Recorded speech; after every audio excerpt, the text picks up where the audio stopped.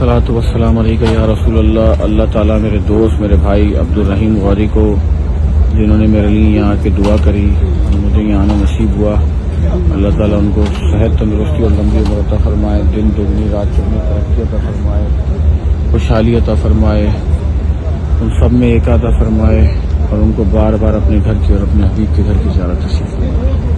आमीन।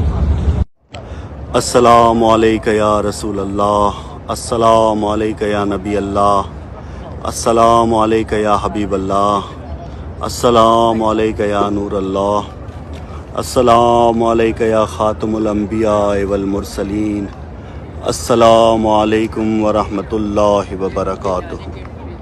मेरे आका मेरे मौला अब्दुर्रहीम गौरी भाई का सलाम कबूल फरमाएँ और उनको और उनकी वालदा को जल्द अपनी बारगाह में हाज़िरी का शर्फ बख्शें।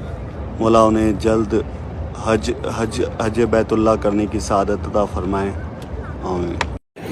अस्सलामुअलैकुम। ये दुआ हमारे भाई रहीम गौरी के लिए है। अल्लाह ताला उनको भी सादत नसीब करे, हज की सादत नसीब करे, उम्रे की सादत नसीब करे।